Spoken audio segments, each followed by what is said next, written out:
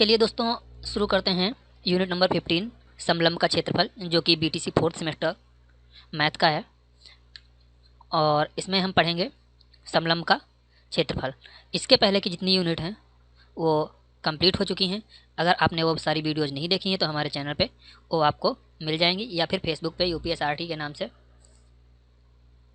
Page है जो UP Uttar Pradesh उसका ओनर के नाम से है, वो उस पर सारी वीडियो शेयर की हुई मिल जाएंगी आपको। तो आप दोनों जगह से हमारे वीडियो देख सकते हैं। और स्टार्ट करने से पहले मैं आपको बता दूं कि अगर आपने चैनल को हमारे सब्सक्राइब नहीं किया तो प्लीज़ सब्सक्राइब कर लीजिए। चलिए देखते हैं समलंब का क्षेत्रफल कैसे निकालते हैं। पहली बात तो जान लेते हैं समलंब क्या होता है। तो यहाँ से देखते हैं एक चतुर्भुज में A B parallel D C. अब ए बी देख लेते हैं पहले क्या होता है। A B parallel D C दिया गया है, इसका मतलब क्या है? पैरेलल का मतलब होता है समांतर, इसका समांतर बोलते हैं।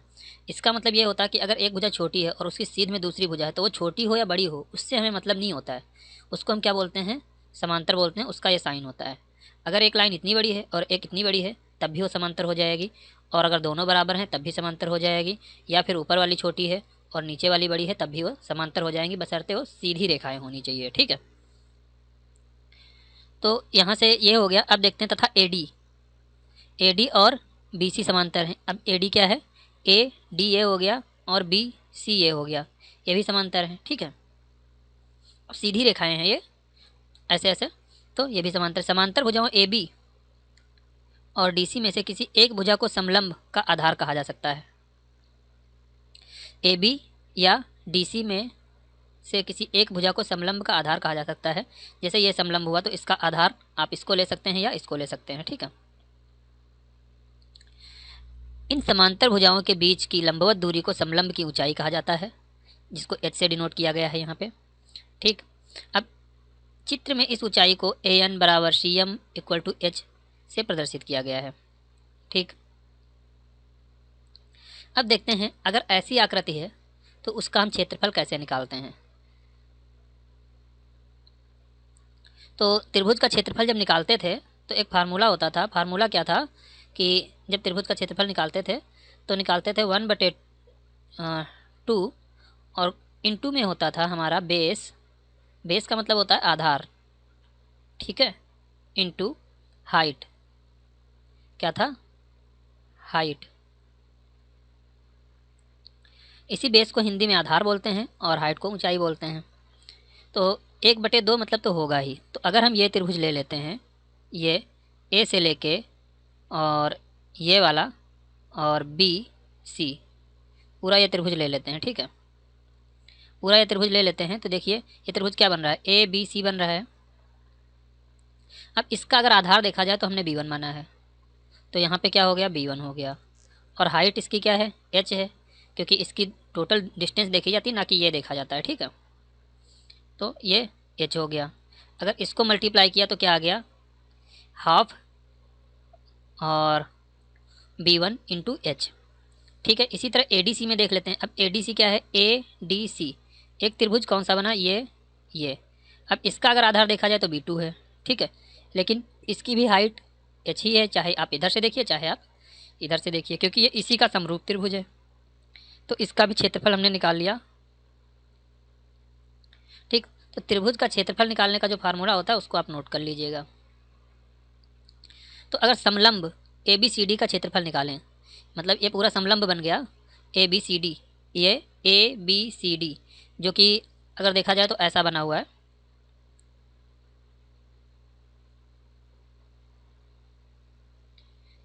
ठीक है, तो ए बी सी डी। ठीक, यहाँ से हमने क्या किया है? एक समलंब डाला है और इसको यहाँ से मिला दिया है, और इसको हमने माना है b1 और इसको माना है b2।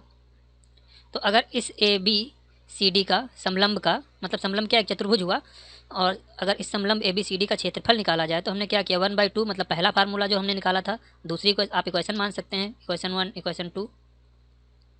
ऐसे करके भी निकाल सकते हैं। तो इक्वेशन 1 की वैल्यू हमने रख दी, इक्वेशन 2 को रख दिया, दोनों को जोड़ दिया तो क्या हुआ, ये त्रिभुज पहला कौन सा बना, ए बी सी, त्रिभुज ए बी सी जोड़ा और दूसरा ए डी सी जोड़ा, ए डी सी दोनों जोड़ दिया तो एक क्या बन रहा है, एक समांतर चतुर्भुज बन रहा है या समलंब बन रहा है। दोनों में से हमने एच कॉमन कर लिया तो टोटल क्या आया, 1/2 b1 प्लस b2 और एच आ गया। ठीक, तो हमें क्या पता चला, ये दोनों क्या है, समांतर भुजाएं हैं, है ना, और ये क्या है, एच है। तो समलंब का मतलब समलंब चतुर्भुज का जो क्षेत्रफल होता है वो क्या होता है, 1/2 प्लस गुणे में होगा भुजाओं का योग गुणे ऊंचाई। ठीक है, तो समलंब का क्षेत्रफल इक्वल टू 1/2 और ब्रैकेट में या गुणे में भुजाओं का योग गुणे ऊंचाई। तो इस फार्मूले को भी आप याद रखिएगा। अब जैसे ये एक्सरसाइज दी गई है कि अगर आप समलंब को नहीं समझ रहे हैं, अगर बच्चों को दिखाना है तो कैसे उसको एक्सप्लेन करेंगे, तो दो ऐसे टुकड़े काट लेंगे और उनको अपोजिट तरह से जोड़ देंगे जिसकी ये डिजाइन बन जाएगी। दो समान समलंब मिलकर एक समांतर चतुर्भुज बनाते हैं या बनता है। ठीक है, जैसा कि मैंने पहले बताया। तो एक समलंब का क्षेत्रफल बराबर 1/2 बराबर समांतर चतुर्भुज का क्षेत्रफल। ठीक है, अब समांतर चतुर्भुज का क्षेत्रफल क्या होता है, आधार गुणे संगत ऊंचाई। ठीक, आधार में क्या होगा, a1 प्लस a2 गुणे संगत ऊंचाई। तो समलंब का क्षेत्रफल क्या निकल आया, जो हमने फार्मूला निकाला था, समलंब का क्षेत्रफल बराबर 1/2 समांतर भुजाओं का योग गुणे ऊंचाई। मेनली ये फार्मूला आपको याद रखना है। ठीक है, इस जब भी हम कोई नोटबुक पढ़ते हैं तो उसमें जो प्रोसेस दी गई होती है पहले उसको जरूर समझना चाहिए, तभी उसकी एक्सरसाइज करना चाहिए। क्योंकि अगर उससे पहले आप एक्सरसाइज कर देते हैं तो उसमें क्या होगा, उसको सही से समझ नहीं पाएंगे। और अगर मान लीजिए आप एक्सपर्ट भी हैं, किसी तरह उसको थोड़ा बहुत समझ लिए, लेकिन कभी कभी होता है जो नॉलेज हमारे पास होती है या तो वो बहुत ज़्यादा होती है जो हमसे क्वेश्चन किया गया होता है, या तो बहुत कम होती है या उसके बराबर बहुत रेयर केस में होती है। तो जो बुक में मैटर दिया गया है हमें उसके अकॉर्डिंग आंसर लिखना होता है, ना कि अपने अकॉर्डिंग लिखना होता है। अगर कुछ है हमारे मन में या जो हमें कुछ चीज़ें पता है, हो सकता है वो परफेक्टली ना पता हो, और मैंने कुछ क्वेश्चन लगा कि मैंने ये पढ़ा था और उसी के अकॉर्डिंग करना स्टार्ट कर दिया, तो क्या वो सही होगा, नहीं होगा, क्योंकि जो आपकी नोटबुक में डिटेल दी गई है उससे वो परफेक्टली मैच नहीं करेगा। तो उसी हिसाब से नंबर भी आपको उससे परफेक्टली मैच नहीं मिलेंगे। अगर 5 नंबर का क्वेश्चन है तो कितने नंबर मिलेंगे, 3 दे देगा, 2 दे देगा, ये करेगा। क्यों, क्योंकि उसने क्वेश्चन दिया था बुक के अकॉर्डिंग, आपने लिखा अपने मन के अकॉर्डिंग। तो पावर किसका ज़्यादा है, बुक का है ना, क्योंकि नोटबुक किसके अकॉर्डिंग बनाई जाती है, जो पैटर्न आपको पढ़ाया जाता है। ठीक है, जो पैटर्न आपको पढ़ाया जाता है उसके अकॉर्डिंग नोटबुक होती है, आपके अकॉर्डिंग नोटबुक नहीं होती है। ठीक है, चलिए आगे चलते हैं। दोस्तों चैनल को सब्सक्राइब करना बिल्कुल मत भूलिएगा और बेल नोटिफिकेशन दबा लीजिएगा, जिससे आपको लेटेस्ट वीडियो जो भी अपडेट होते रहते हैं उनकी जानकारी मिलती रहे। चलिए एक क्वेश्चन है, एग्जाम्पल है, तो इसको समझ लेते हैं।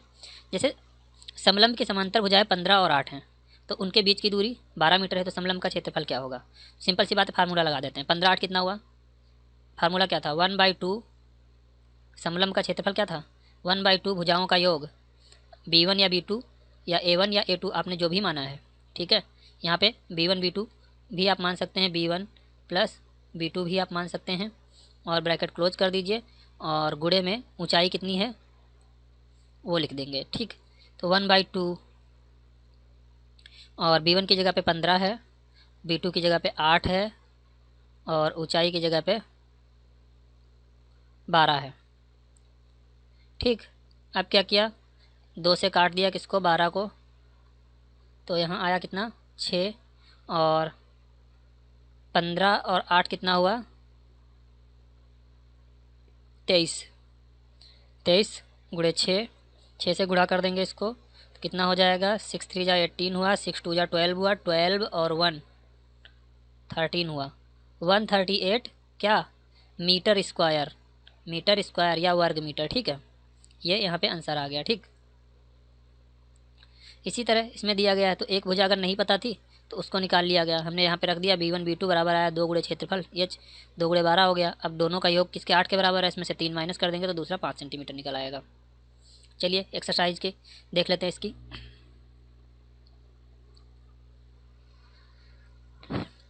एक्सरसाइज में क्या है, एक समलंब चतुर्भुज की समांतर भुजाएं 2 और 4 सेंटीमीटर हैं, इनके बीच की दूरी 2 सेंटीमीटर है, तो इसका क्षेत्रफल क्या होगा।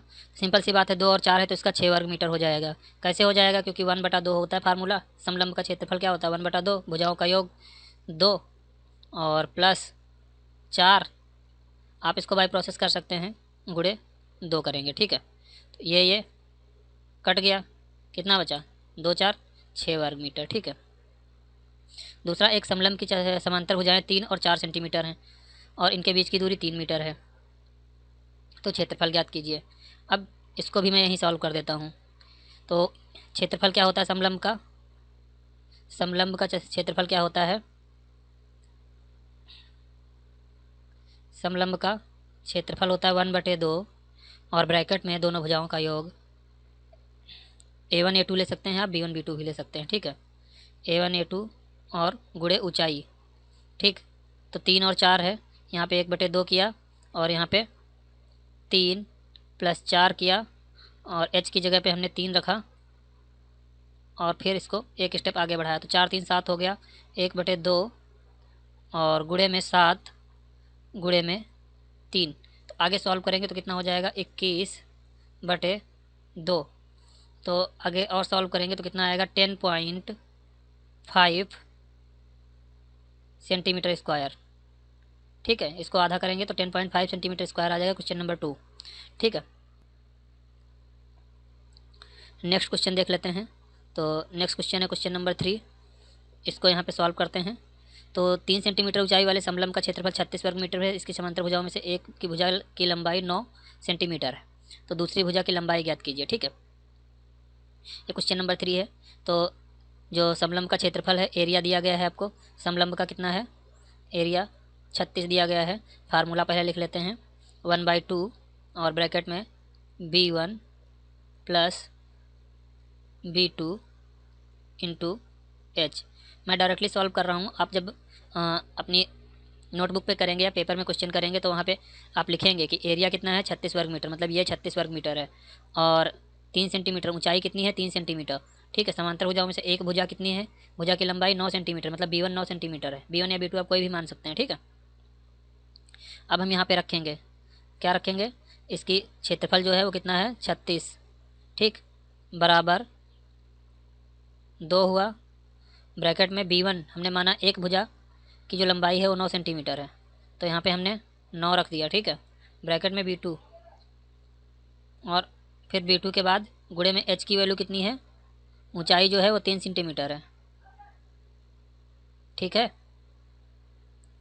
अब नेक्स्ट स्टेप क्या हो जाएगा, ये देखिए 36 से 2 का गुणा हो जाएगा, 36 गुणे 2 और यहाँ पे बचेगा, नीचे आ जाएगा ये वाला 3, नीचे अपॉन में आ जाएगा, तो ये 3 हो गया, इक्वल टू 9 +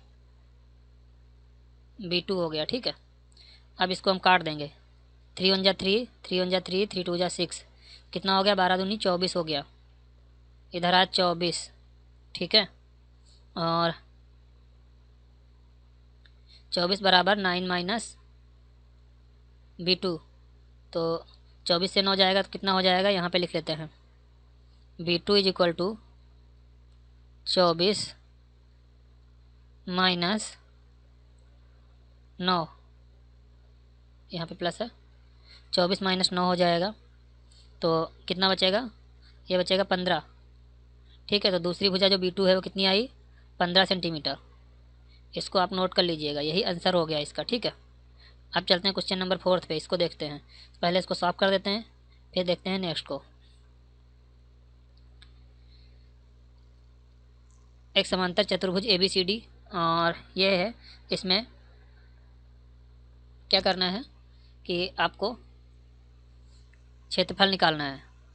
सिंपल सी बात क्या है कि एक समांतर चतुर्भुज ABCD है, AB पैरेलल CD है, AD परपेंडिकुलर है AB के, AD जो है परपेंडिकुलर है AB के, ठीक। और AB जो है वो 8 सेंटीमीटर है। BC बराबर है DC के, BC बराबर है DC के, ठीक है। BC जो है वो DC के बराबर है और DC बराबर है 5 सेंटीमीटर के। तो सिंपल सी बात है, समांतर चतुर्भुज है और ये परपेंडिकुलर दिखा रहा है, तो मतलब ये भुजा भी समान होगी, मतलब ये 5 सेंटीमीटर ही होगी, ठीक है। जब ये 5 सेंटीमीटर होगी तो इधर की कितनी बची, 3 सेंटीमीटर, कितनी बची, 3 सेंटीमीटर बची ना इधर की, 3 सेंटीमीटर।